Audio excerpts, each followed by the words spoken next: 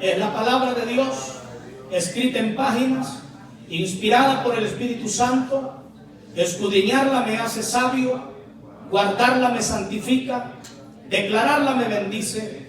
Y hoy la pongo por obra para hacer de bendición en mi hogar, mi iglesia y mi ciudad. Y el pueblo de Dios dice, lo declaramos hecho. Aleluya. Vamos a entrar en el estudio de la palabra de Dios de este domingo y vamos a abrir nuestras Biblias en el libro de Apocalipsis capítulo 3 versículo 7 hasta el verso 13. Apocalipsis capítulo 3 verso 7.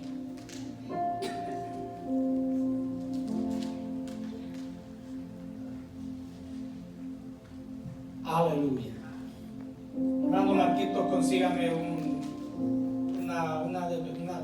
algo de tomar, una agüita.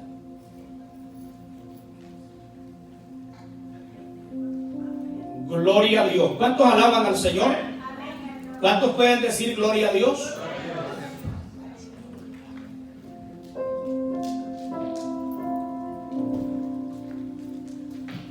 Gloria al Señor. Yo no sé usted, amado hermano, pero yo siento una atmósfera del Espíritu Santo tremenda. Amén. Es que no hay, hermano, cosa más bella que estar en la casa de Dios. Es que es diferente. Sé que la presencia de Dios se mueve en todo lugar donde se le da lugar. Pero no es como estar en la casa de Dios. Aquí en la casa de Dios es un lugar consagrado. ¿Cuántos alaban a Dios? Uno puede adorar al Señor en su casa, pero allí, por ejemplo, se atraviesa la mascota de la casa, se le vienen los olores de la cocina, hay de todo, ¿no? Pero aquí en la casa de Dios es un lugar exclusivo, adecuado. La atmósfera del Espíritu Santo, no hay interrupción. Porque por eso es que esto se le llama la casa de Dios. La presencia de Dios está en este lugar. Bueno, yo voy a invitarles que estemos de pie todos, porque yo veo que los hermanos están de pie. Eso quiere decir que ustedes vienen con ganas, ¿verdad? Gloria al Señor. Apocalipsis 3, versos 7 al 13. Vamos a leerlo juntos. Escribe al ángel de la iglesia en Filadelfia: esto dice el santo, el verdadero, el que tiene las llaves de David, el que abre y ninguno cierra, y cierra y ninguno abre. Yo conozco tus obras. He aquí he puesto delante de ti una puerta abierta, la cual nadie puede cerrar.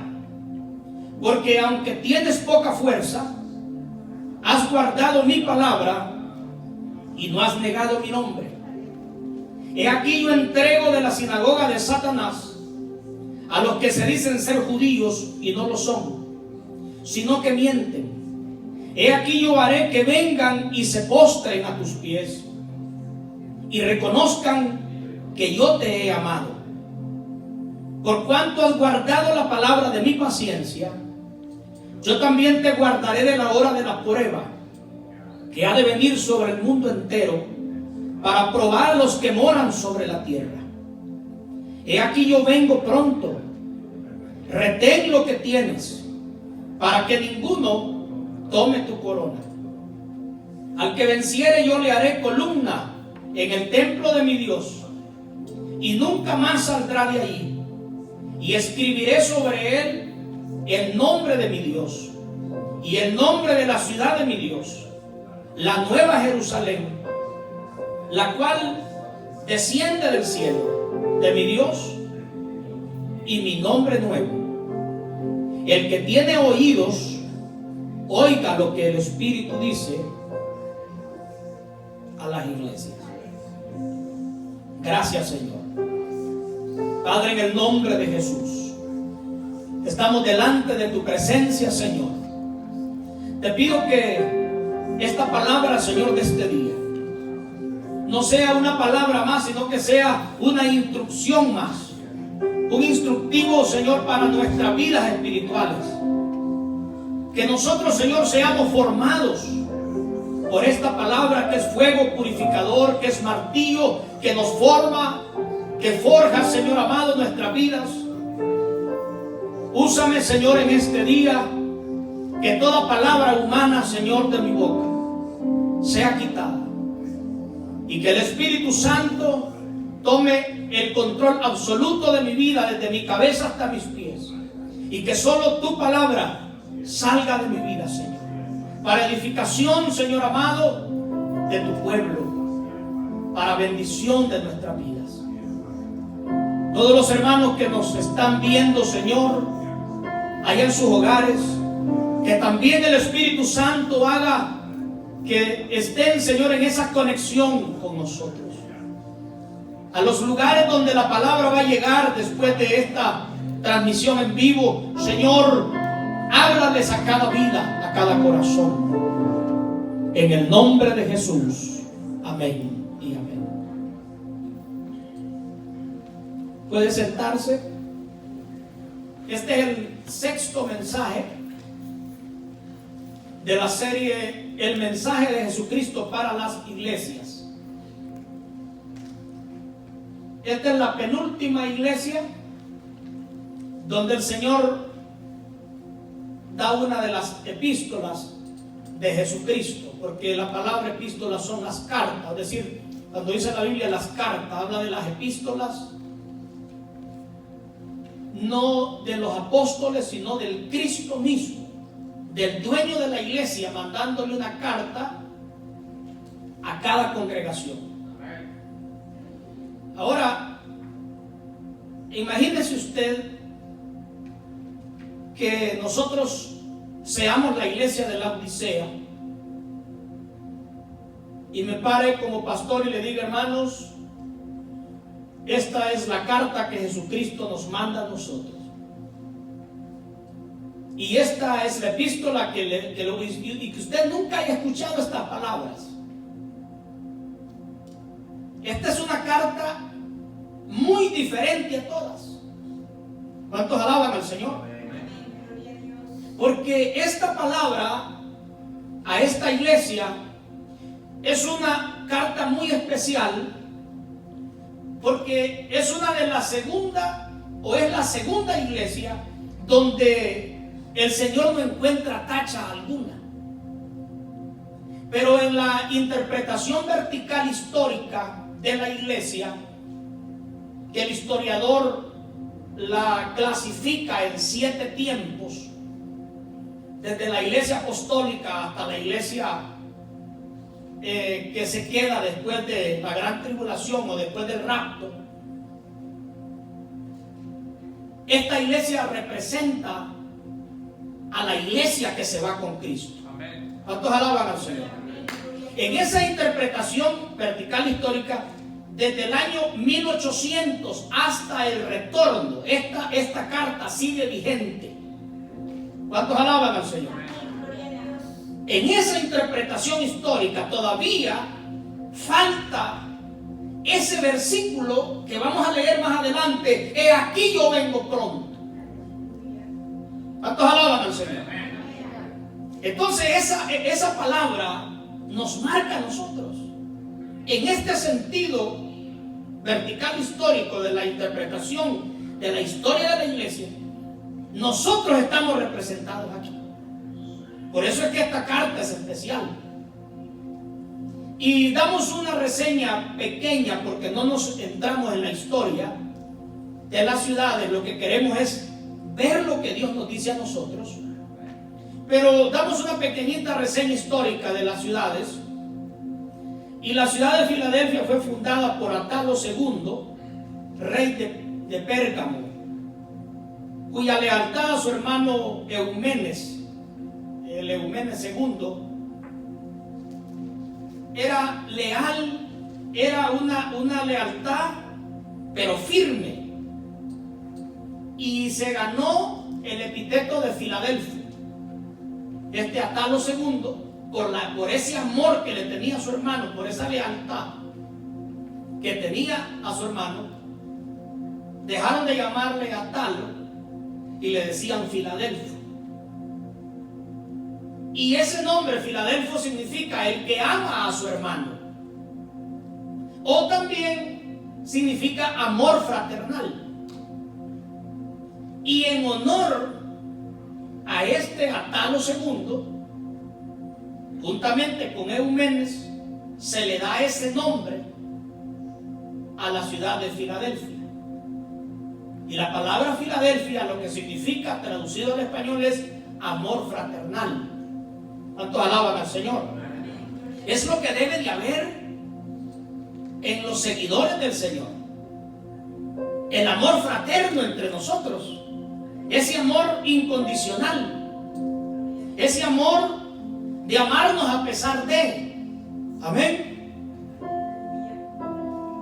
Esta ciudad quedaba a 45 kilómetros de Sardis. Tenía esa ciudad muchos templos paganos, pero sobresalía un templo a un dios conocido como Dionisio. Pero los romanos y los griegos le daban el nombre de Baco. Y ese nombre de Baco era el dios vino, el dios del vino. Por eso en todo lugar donde se hacen fiestas de lujurias y borracheras, se le conocen como bacanales, derivado de ese dios Baco. Era un culto donde estaba apegado a las borracheras, como hay un dios en Esquipulas acá en Guatemala, y también adorado en Almolonga. El patrón de Almolonga es San Simón, y ese San Simón se le adora con botellas de vino, se le ponen botellas de licor a ese ídolo. Pues da cuenta que ese templo a Baco, también para ir, nadie podía ir con una ofrenda a Baco sin una botella de vino. Y eso iba en proporción. Si era millonario, pues iba con barriles. Entonces, ahí estaba ese templo donde se adoraba a varios dioses, pero ese dios Baco era uno de los principales templos de la ciudad de Filadelfia. Y en ese marco histórico, ahí se encontraba una iglesia fiel. ¿Se puede ser fiel en medio de un mundo de pecado? Amén. ¿Podemos mantenernos íntegros en medio de una sociedad que lo que vemos es que cada vez se aparta de Dios? Sí. La semana pasada hablábamos de un remanente, y nosotros somos ese remanente. ¿Cuántos alaban al Señor? Así que, amados hermanos, Jesucristo dijo unas palabras: está en el mundo, pero no sois del mundo. Es decir, nosotros somos un pueblo apartado. Hay maldad, hay pecado, hay inmoralidad, pero nosotros somos la iglesia redimida, la iglesia lavada con la sangre del Cordero. Amén. ¿Cómo se presenta Cristo? Vámonos al versículo 7. Se le da la carta al pastor de la iglesia, escribe el ángel de la iglesia, y se dirige la carta a la iglesia de Filadelfia. ¿Y cómo se presenta el Señor? Dice, esto dice, ¿cómo dice la Biblia? Esto dice el Santo. Miren cómo dice la palabra, el Santo. Esa palabra, el Santo, el artículo Él. Si usted puede ver el artículo Él, está hablando que no hay otro como Él en santidad. La Biblia dice que la iglesia está compuesta de santos, pero nosotros somos uno de muchos que componemos los santos de la iglesia. Pero solo hay uno que se llama el Santo, el único, el que nunca peca, el que nunca pecó, el que nunca falla, el que nunca se equivoca. Solo hay uno así. En el cielo, amados hermanos, no se alaba. Usted no va a ver que en la adoración no dicen poderoso, poderoso, poderoso. No dice sanador, sanador. Dicen santo, santo, santo. Se alaba la santidad. ¿Cuántos alaban al Señor? Dice la palabra que cuando el sacerdote entraba a adorar al lugar santísimo, el sumo sacerdote solo una vez al año podía entrar a ese lugar santísimo. Dice que había una inscripción en su mitra que decía santidad a Jehová. Entonces se alaba la santidad, pero solo hay uno en esta dimensión de santo. Porque ya después después, apartado de Él, todos somos santos, pero imperfectos. Porque todavía estamos en este cuerpo, todavía estamos en esta humanidad. Nosotros no podemos determinarnos a ese nivel de santidad de Cristo, porque Él es el único que puede decir, así dice el Santo. Allá en Isaías también dice, así dice el Santo. Aleluya, gloria a Dios. Fíjese cómo dice la palabra. Solo hay uno. ¿Cuántos alaban al Señor? Pero dice la Biblia que un día seremos semejantes a Él. Nosotros vamos en ese camino de llegar a la perfección tal como nuestro Señor es perfecto. Por eso dice el apóstol, cuando venga lo perfecto, mi alma adora al Señor. Pero no solamente Él es el santo, sino que también dice el verdadero. Sí, amén, gloria a Dios. ¿Y qué quiere decir con eso el verdadero? Usted no es mentiroso, usted dice verdad. Aleluya, amén, gloria a Pero Dios. no puede llamarse usted el verdadero. Sí, amén. Solo hay uno que nunca ha mentido, que nunca mentirá. Y de ahí, hermano, no hay ningún hombre en esta tierra, por santo y por muy íntegro que sea, ni tanto de los hombres de la Biblia como de la historia de la iglesia, que pueda decir que es el verdadero. Sí, amén, gloria a Jesús. No hay ni uno que pueda decir. Podemos reunirnos millones y decir, hermano, levánteme la mano el que nunca ha mentido. Ninguno de nosotros podemos levantarlo. Nadie. Sí, amén. Porque nosotros no somos el verdadero. Aleluya.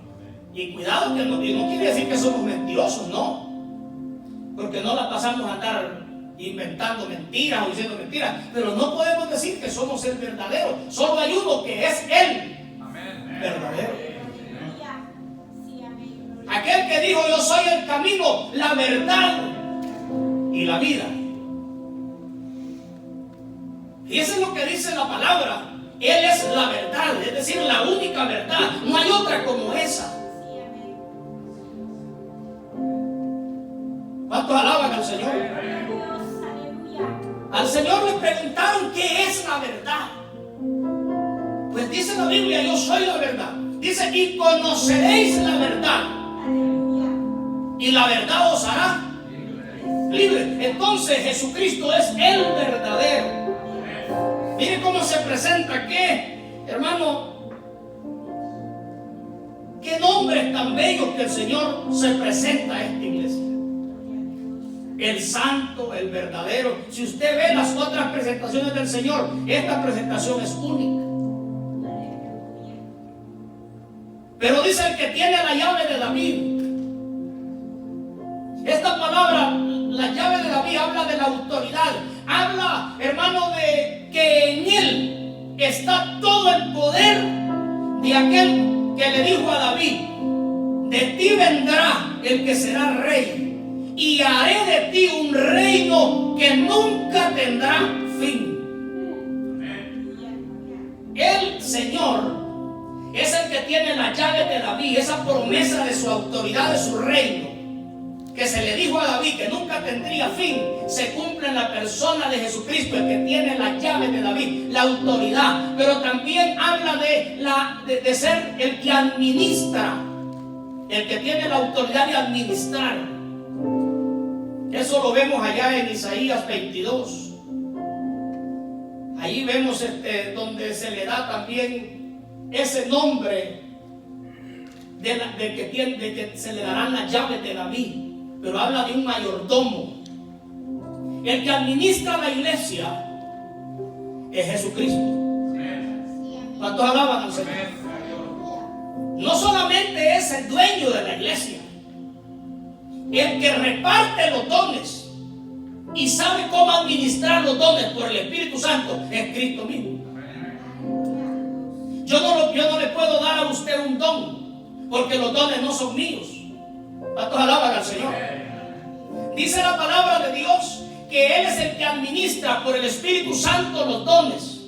Y a usted le da un don, a otro le da otro don, a usted lo llena de una virtud, a otro lo llena de otra virtud, porque Él es el que tiene las llaves, el que tiene la autoridad, no solamente de ser el reino inamovible, sino las llaves de ser el mayordomo, el que tiene el dominio sobre su casa. De ahí todos nosotros estamos sometidos a ese, por así decirlo, Señor de las llaves. Cuando a alguien en una casa se le daban las llaves, estamos hablando de autoridad. Lo que se conoce como la ama o el amo de llaves. Ese amo de llaves es el que tenía la autoridad, y allí todo lo que él decía se hacía. Aunque el otro era dueño de la casa, pero el amo de llaves era el que administraba todo. Y de ahí todo, de ahí para abajo, estaba sometido. Ahí que se iba a cocinar, qué era lo que se iba a hacer ese día. Todo aquella servidumbre estaba sometido a aquel amo de llaves. Pues Jesucristo es el amo de las llaves en la iglesia. ¿Cuántos alaban al Señor? Jesucristo es el que administra. De ahí todos nosotros estamos sometidos a aquel que tiene las llaves. ¿Cuántos alaban a Dios? Dígale al hermano que tiene al lado: tú no puedes hacer lo que tú quieras. Dígale esa palabra. Y si allá en la casa, allá están los hermanos, dígale: no puedes hacer lo que tú quieres en la iglesia, porque aquí se hace lo que el Señor dice. Amén. Ahora, ¿es difícil eso? No, es bendición. Porque si nosotros hacemos lo que el que tiene las llaves en su mano, hacemos lo que Él dice, entonces vamos a estar bien. Todo va a marchar bien en su casa, porque esta es la casa del Señor. Pero dice: el que abre y ninguno cierra, y el que cierra y ninguno abre. La Biblia dice que vino el diluvio, y 7 días antes de la tormenta, que se abrieran los cielos, las cataratas de los cielos, que se abrieran las aguas subterráneas de los grandes abismos. Dice la Biblia que el Señor dio 7 días de gracia, y todos los animales en 7 días entendieron y se metieron al arca. Al hombre se le predicó 120 años aproximadamente y no entendió. El hombre duro de cerviz, el hombre duro de la cabeza, pero es más duro del corazón. Los animalitos en 7 días. El Espíritu Santo le dijo al elefante: mira, métase ahí, consígase una pareja y se me mete ahí. Ahí dijo el elefante. Gloria a Dios, aleluya. Sí, amén. Luego viene el caballo, consígase una yegua de esas de buenos genes y métase ahí el caballo. Sí, amén. ¿Verdad? Y de ahí de los animales limpios, esos eran 7 parejas. Ovejitas, 7 parejas. Ahí va la cosa. 7 días y se estaba lleno el arca. 120 años aproximadamente Noé predicando, y el hombre, hermano, el hombre es duro de servicio.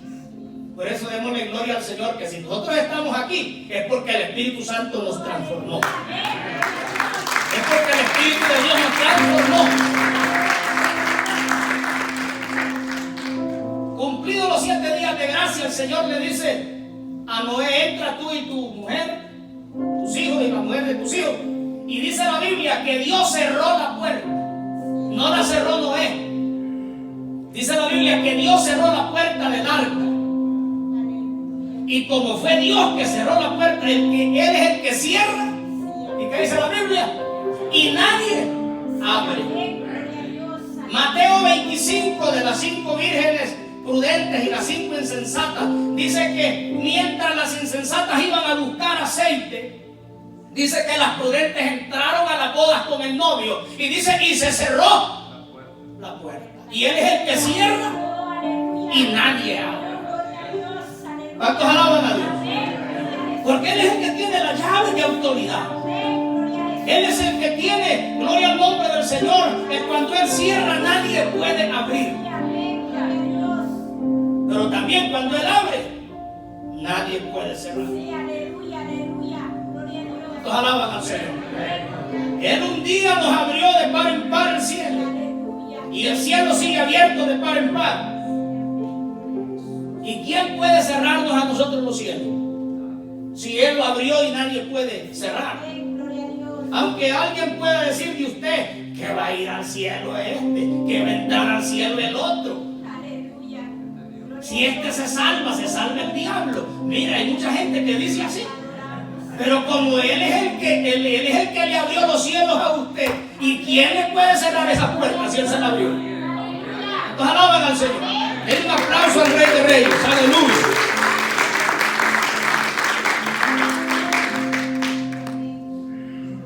Bueno, y hablando de puertas que Dios le abre, no solamente en lo espiritual, Dios le puede abrir una puerta de bendición a usted.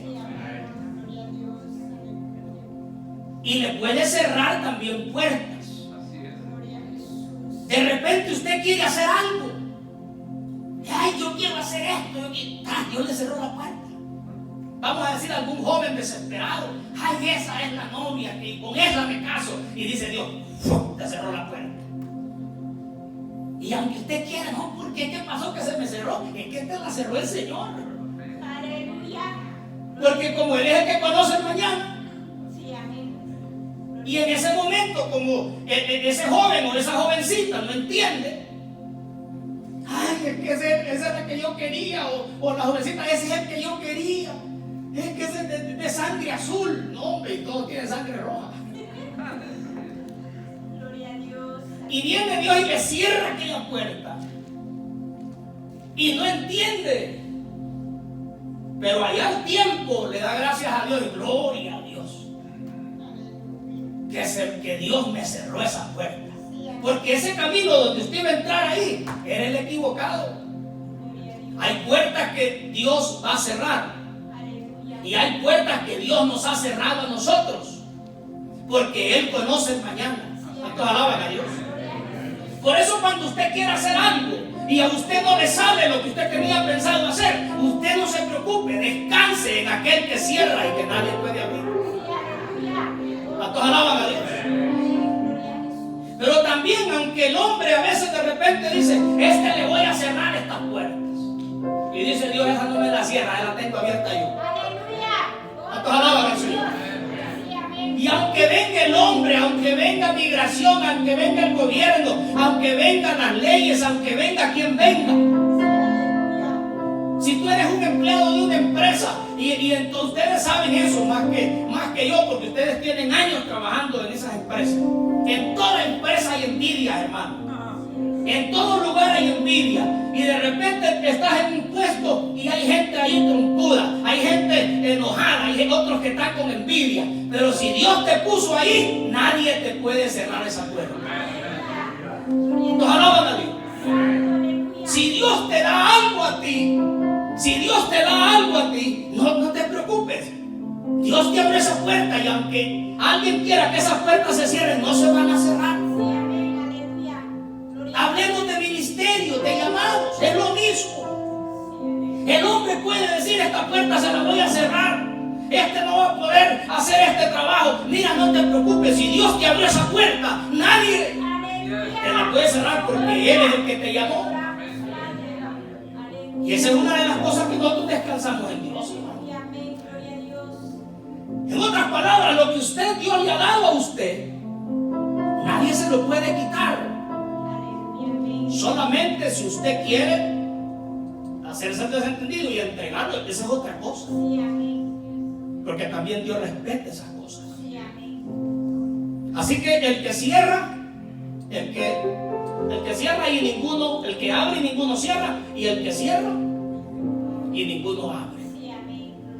Qué presentación más hermosa. ¿Cómo se presenta el Señor? Ahora, las características de esta iglesia en el versículo 8.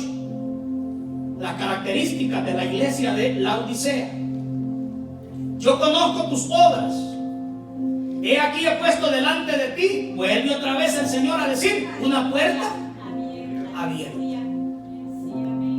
la cual nadie puede cerrar, porque aunque tienes poca fuerza, has guardado mi palabra. Y eso es lo que dice: no has negado mi nombre.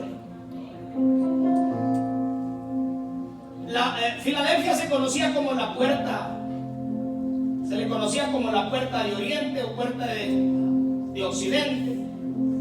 Era como una ciudad donde convergían varias rutas.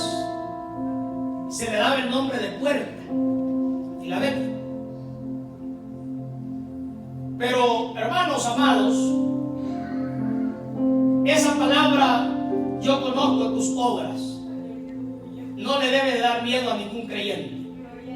Amén. El que Dios lo conozca a usted no es que usted se sienta con fobia de persecución o con fobia de espionaje. Mire, yo ni me preocupo por eso. Pero hay gente que tiene fobia de espionaje. Siente que lo vigilan por el ojo del televisor, por el ojo del teléfono, por todos lados. Anda viendo ojos por todos lados. Tienen miedo. Y es lógico, pues a todo mundo nos gusta tener privacidad. A mí no me gustaría que yo estuviera en mi cuarto durmiendo y que algún espía me esté viendo por el ojo de un alba. Por eso el teléfono, si dicen que esos teléfonos lo ven a uno ahí, pues mete el teléfono no sé por dónde, pero o apáguelo, yo no sé. Y algunos días está apagado, lo ven, ahí es el problema. Déjelo fuera del cuarto entonces.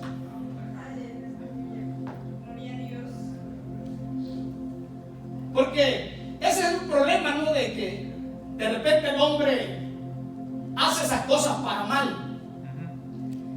Pero hay uno que nos ve, hay uno que nos conoce y dice: yo conozco tus obras. Ahora, lo que dice la palabra, no hay privilegio más grande que Dios te conozca a ti. Amén, amén.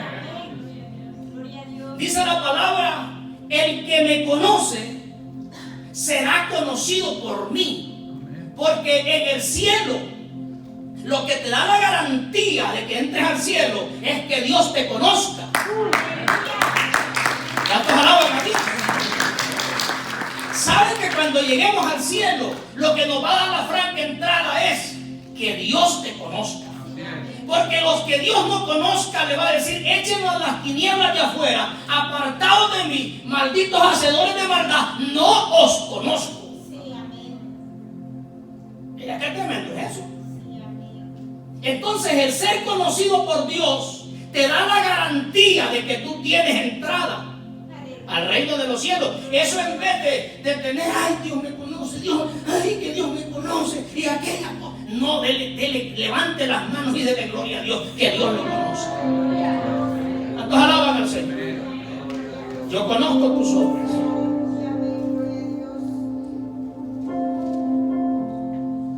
Esa puerta que Dios dice que le iba a abrir a la Odisea, según los comentarios, dicen que era una puerta de evangelización.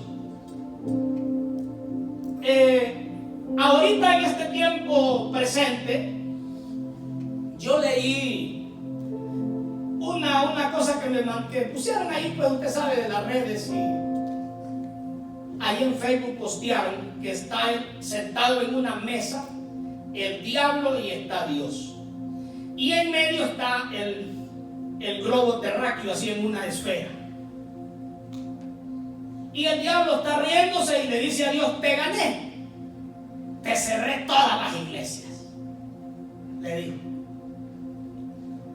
Y le dice Dios: no, le dice, perdiste, había una iglesia en cada casa. Había una iglesia en cada casa. Porque el diablo cree que con cerrar las puertas de algún lugar es que la obra se va a detener. No. La evangelización se abre. Sí, amén. Gloria a Dios. Es cuando la gente, hermano, quizás gente que nunca ha conocido de Dios, está conociendo de Dios. Sí, amén. Aleluya. Y esa puerta que dice de Filadelfia, los estudiosos dicen que era una puerta de evangelismo. Se le abrían las puertas de evangelización. Lo que ha pasado en este tiempo, y lo he venido predicando por años, yo no espero templos en decadencia. Yo no espero una iglesia en decadencia. La Biblia profetiza una iglesia llena del Espíritu Sí, Santo. amén. Gloria a Dios. Pero también profetiza que en los últimos tiempos viene un avivamiento cual nunca se ha mirado en la historia de la iglesia. Aleluya. Gloria a Dios. Porque el Señor viene, y entre más los tiempos vayan, la gente tiene que entender que solo Jesucristo sana, que solo Jesucristo salva. A su nombre, gloria a Dios. Levante sus manos y diga: el Señor nos ha abierto puertas grandes. Vamos a ver almas aceptando al Señor. Vamos a ver personas aceptando a Cristo. Fuimos el lunes a visitar un hogar, y ahí en ese hogar hay sed de Dios. Ese señor abrió su corazón al Señor. Gloria a Dios. Aleluya. Y según nos dijo la esposa, trabaja de noche, pero está dispuesta también a entregarse a Cristo. Les decía yo en estos domingos pasados, personas que me están llamando y me dicen: ¿cuándo va a abrir, pastor? Le dije: para junio vengas.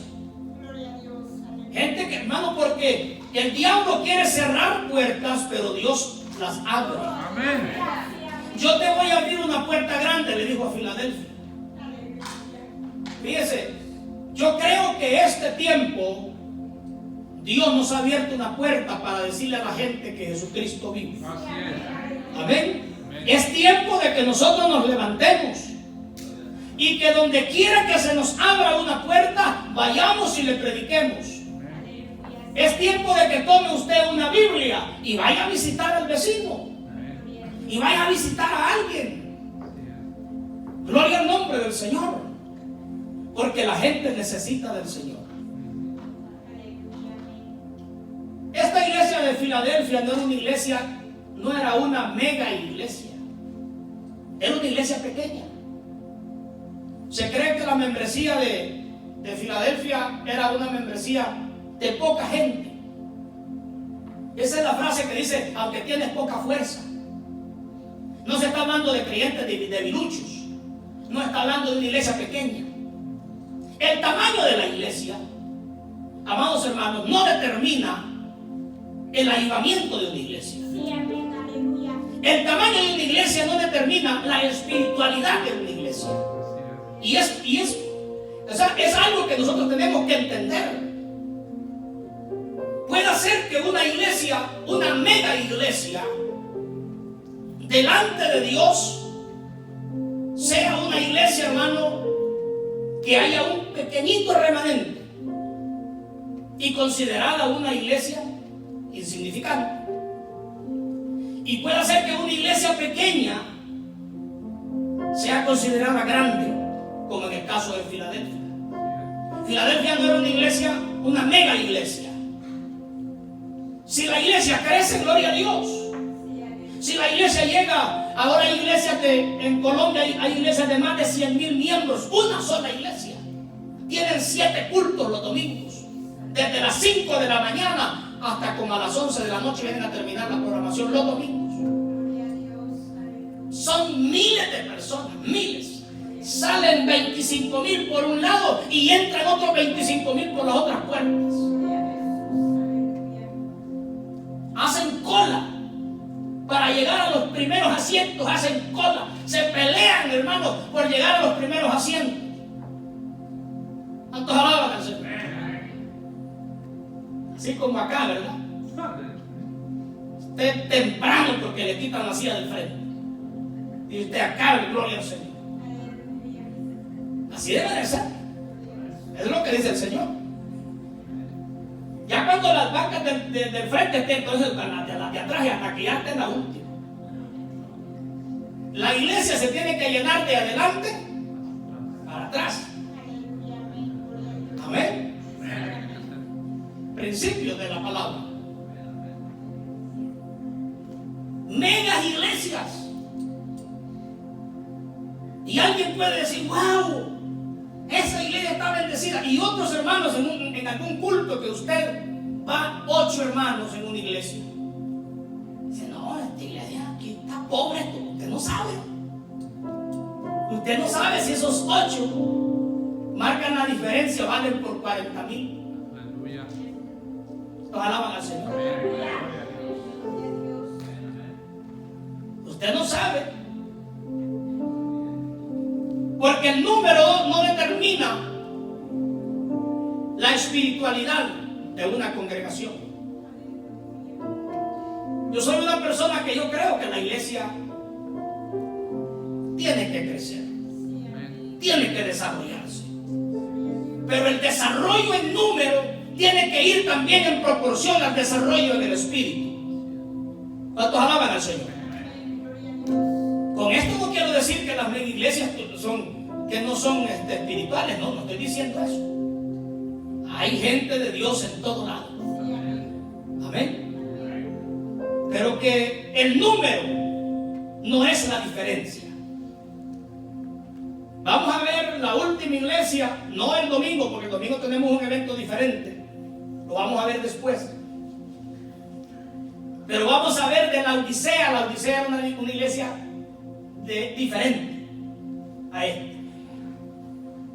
Y las características de Laodicea no se comparan con esta iglesia que era pequeña en número, pero también dice que estaba compuesta por miembros de gente pobre. Una vez yo pastoreaba allá en las zonas rurales de mi país. Y se nos enfermó una hermana en sangre y la llevé a la capital. Y allá pues sus pastores me recibieron ahí en el instituto bíblico y me llevaron a predicar el domingo a 2 iglesias. Y llegué a una iglesia en la capital, puros profesionales, puros universitarios. Era una iglesia de puros profesionales. La que estaba una mujer estaba enseñando, me dijo el pastor que era licenciada en pedagogía. Y el otro era médico, el otro era ingeniero. Bueno, puros gente de puro diploma. Y yo vengo de áreas rurales, de allá de la zona norte, donde se siembra frijol, maíz y todas esas cosas, donde la gente todavía anda en caballo. Y llegué, el pastor me llevó para un lago así y me dice, mira aquel que está allá, el del tal camisa así, ese es el doctor, y mire el otro, ese es el licenciado, y mire, y empezó a decirme todas las profesiones de los hermanos, y concluyó diciendo, usted no tenga miedo, no tenga temor, aquí usted predique. No, hombre, si yo iba preparado, Gloria a Dios. me había preparado en la palabra y había orado. Gloria a Dios.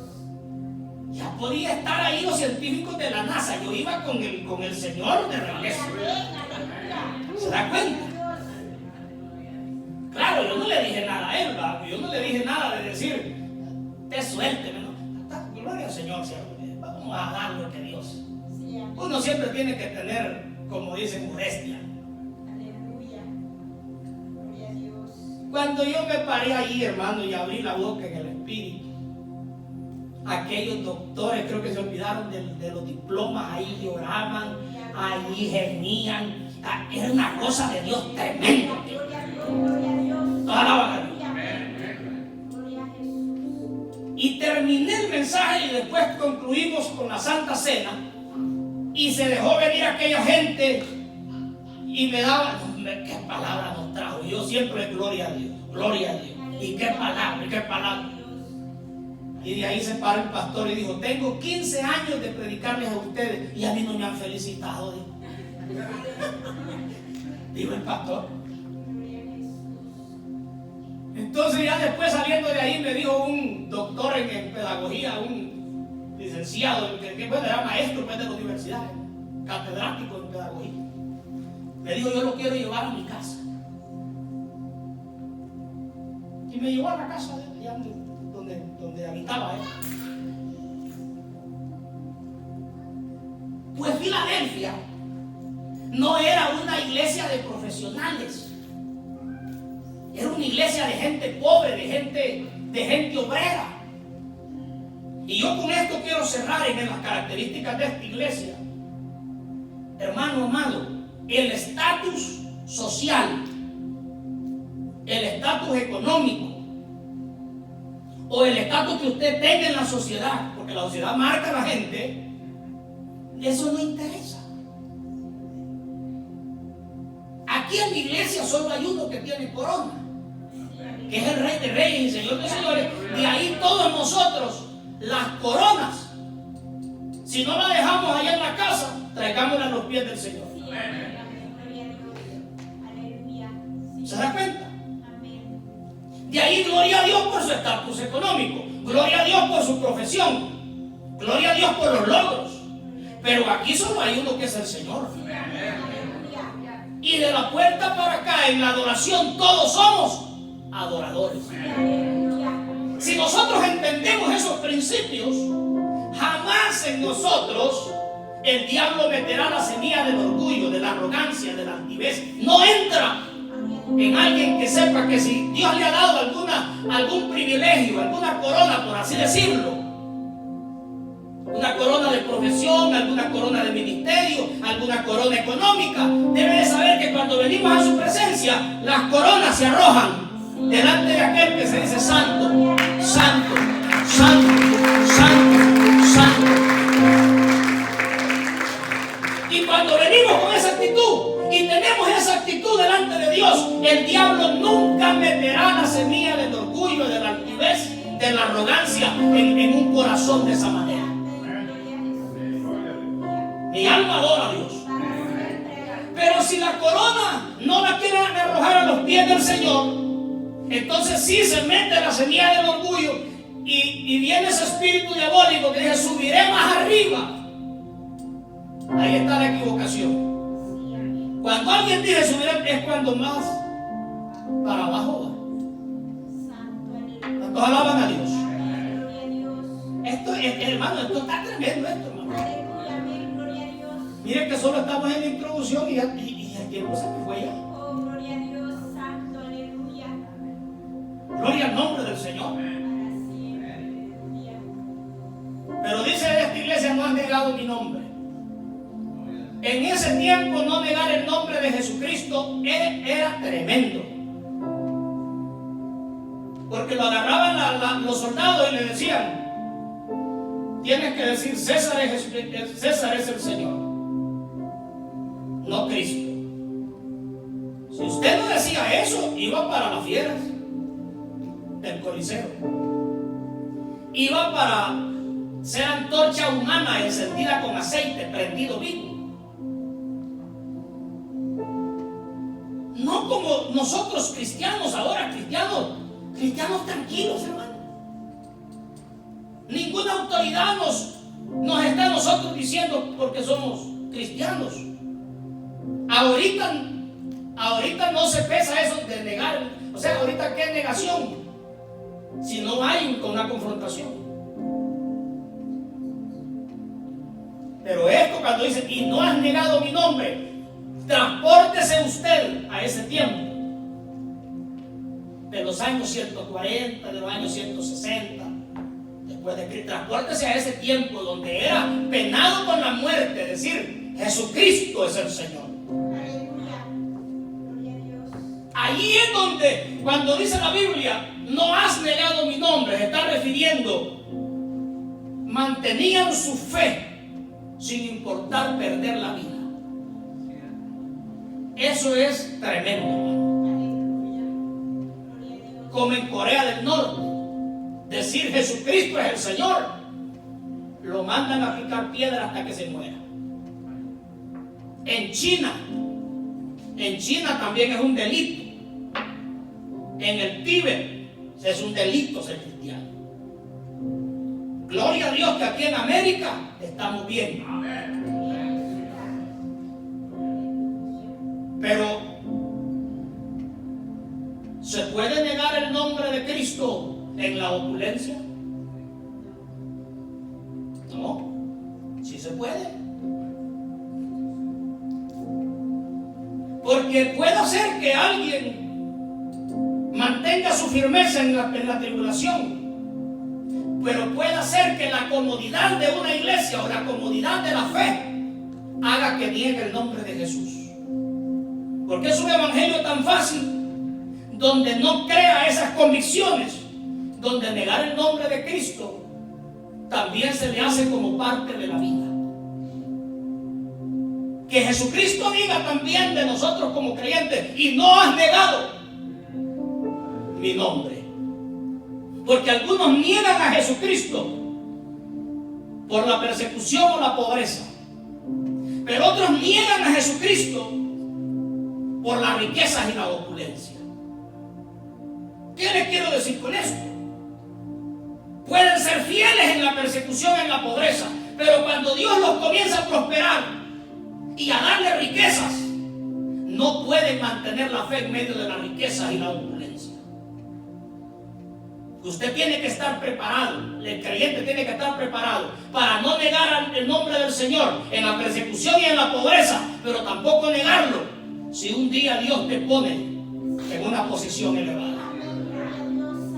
¿Cuántos alaban al Señor? ¿Qué es lo que sucede con los creyentes que se meten a la política? Que se está dando un fenómeno en Latinoamérica donde pastores son presidentes, donde miembros de las iglesias son diputados. Eran buenos creyentes mientras no estaban en el poder,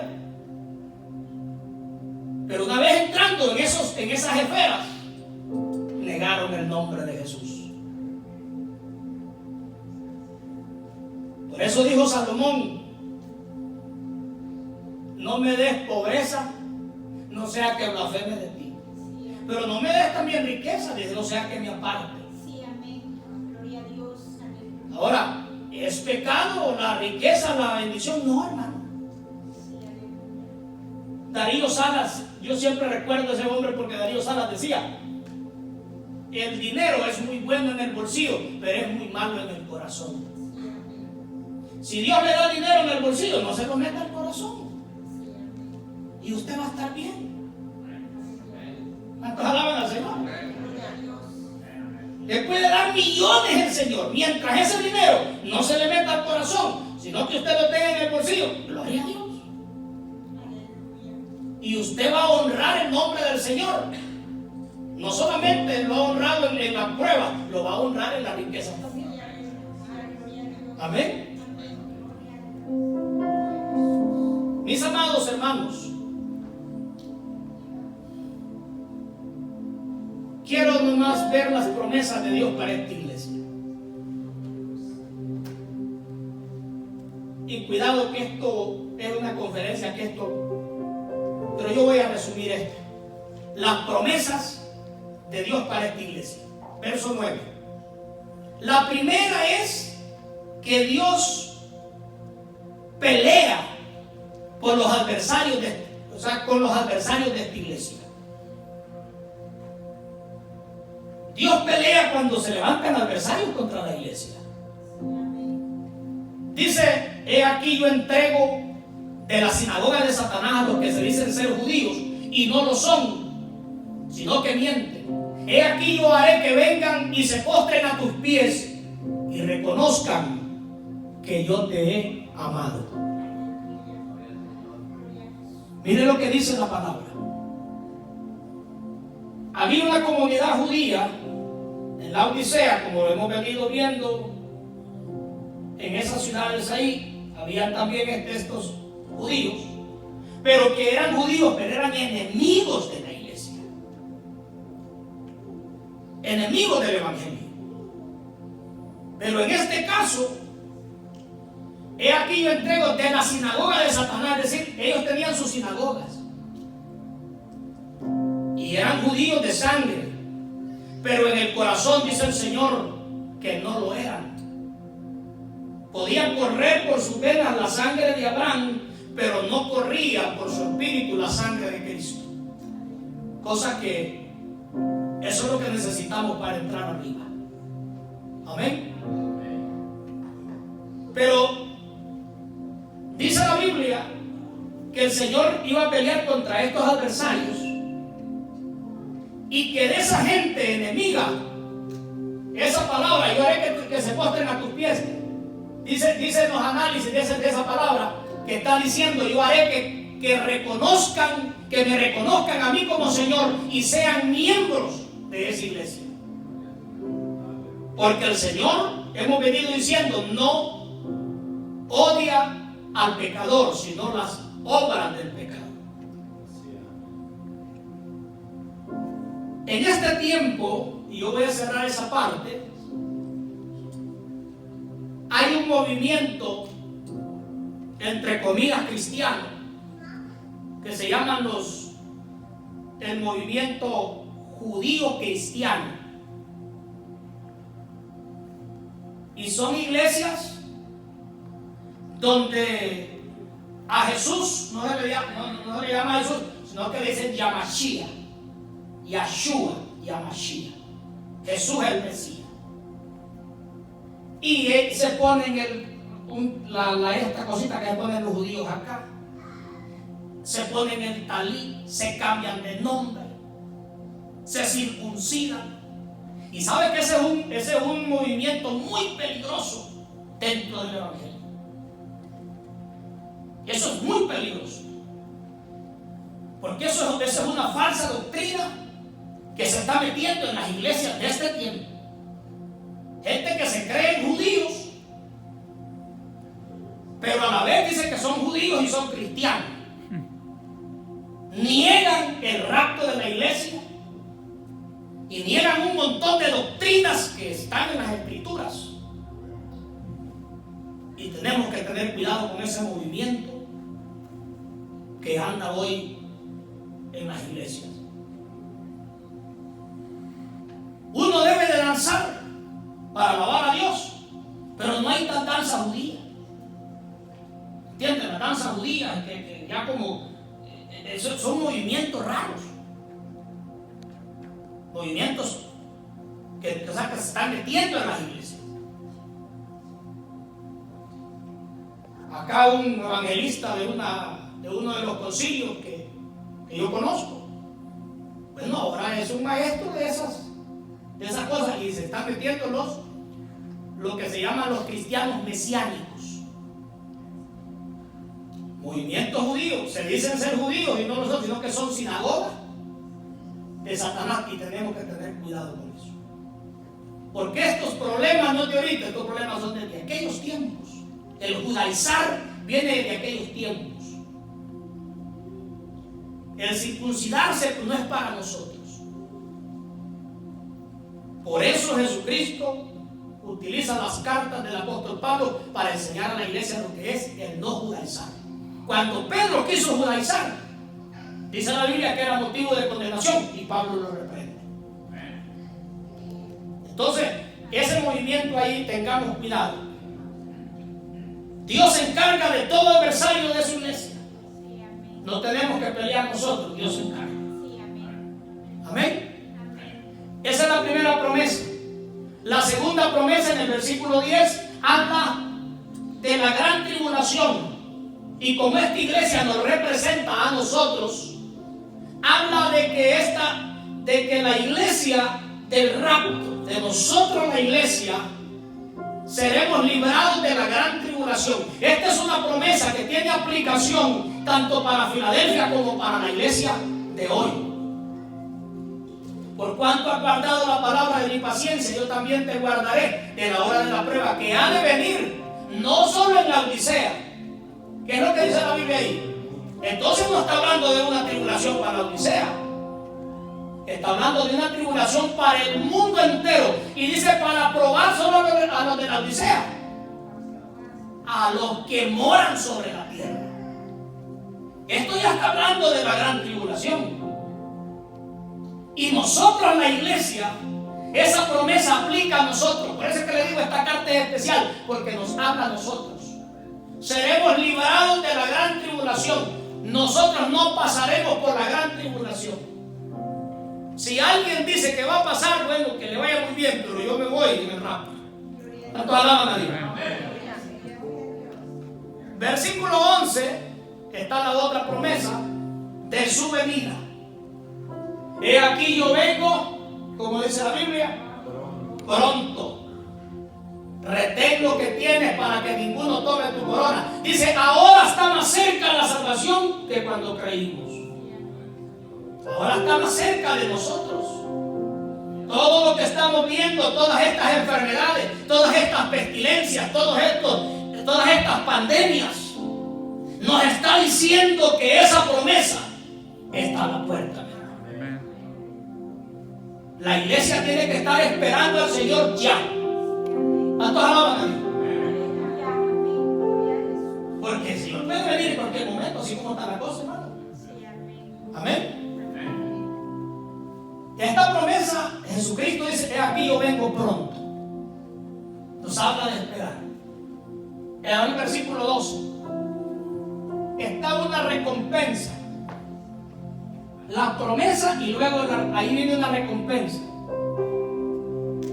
Al que venciere yo le haré columna en el templo de mi Dios. Y nunca saldrá de ahí, y escribiré su nombre, el nombre de mi Dios, el nombre de la ciudad de mi Dios, la nueva Jerusalén, la cual desciende del cielo de mi Dios, y mi nombre nuevo. No quiere decir que usted va a hacer una columna allá en el cielo de mármol, ahí hecho columna. No está diciendo eso. Estos son simbolismos, hermano. Dijo una vez dijo un creyente, no, pero es que eso de ser columna ya de todo el tiempo, yo desde que una columna ahí, creía que allá en el cielo iba a ser una columna. No está hablando de eso. Entonces qué chiste llegar al cielo allá y bajo una columna ahí, convertido como la mujer de Lot en piedra ahí. No está hablando, son cosas espirituales, hermano. ¿Sabe que en el templo de Salomón tenía 12 columnas? Pero había una columna que quedaba a la derecha y otra a la izquierda. El de la derecha, su nombre significa solidez. Y el de la izquierda, otra columna, su nombre, Boaz, significa Dios es mi fuerza. Entonces, está hablando comparado con lo que dice Pedro, que Jesucristo es la roca y nuestro fundamento eterno es en Cristo. Si Cristo es la roca, el fundamento, nosotros estaremos fundados, nadie nos podrá apartar. Nunca más seremos apartados del Señor. Una vez llegando a la presencia de Dios, usted estará fundamentado por los siglos de los siglos en la presencia de Dios. ¿Cuántos alaban al Señor? Por eso. Habla, amado hermano, de la salvación, del censo de los cielos.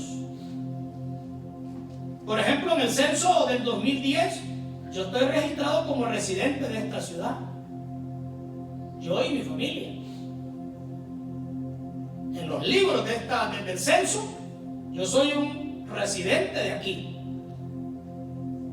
¿Y qué es lo que dice el Señor allá en Lucas 10? Cuando aquellos estaban alegres y contentos porque habían echado fuera demonios y grandes milagros. No, hombre, no se gocen por eso. Gozaos porque vuestros nombres están escritos. Habla de la salvación. Escribiré el nombre de la ciudad, el nombre de mi Dios. O sea, habla de tu salvación. Y el llamado, el que tiene oído para oír, oiga.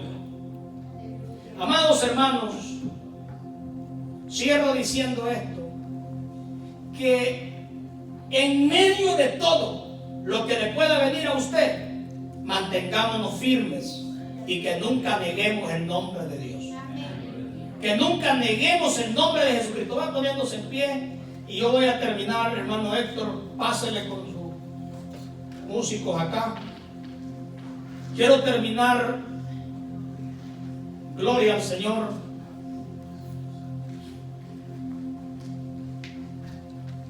Quiero terminar, amados hermanos, que adoremos a Dios con ese cántico que cantamos, ¿sí? al tercer canto. ¿Ah? ¿Cómo?